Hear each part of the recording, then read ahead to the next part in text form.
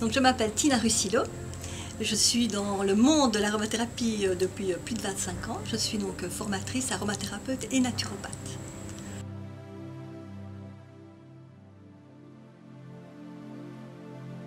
Alors les huiles essentielles sont très intéressantes donc pour monsieur et même tout le monde, mais également pour le personnel soignant, pour les patients. On peut les utiliser de différentes manières. Donc on va pouvoir les utiliser par exemple en diffusion, c'est le moment, hein, on est en plein hiver, il y a des épidémies virales, etc. On peut les utiliser sur le corps, pour certaines, pas pour toutes. On peut les utiliser par voie orale ou bien en balnéothérapie.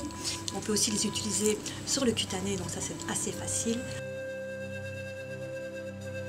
Pendant les 14 cours, on verra donc beaucoup d'huiles essentielles.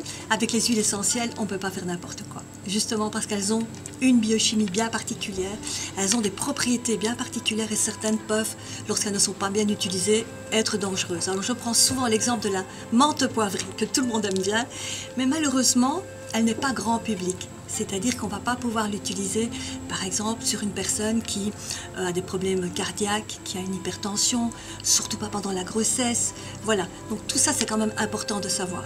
L'hydrolathérapie a bien sa place aujourd'hui dans le quotidien, aussi bien pour les petits que pour les grands, et pour les animaux également.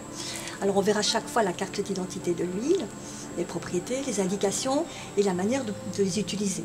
Je fais tout ça sous une forme de tableau de bord, très facile, où directement l'élève va pouvoir dire « Ah tiens, ok voie orale, pas voie orale, ok animaux, diffusion également ». Il faut savoir que si on a des enfants par exemple, certaines huiles ne pourront pas être diffusées.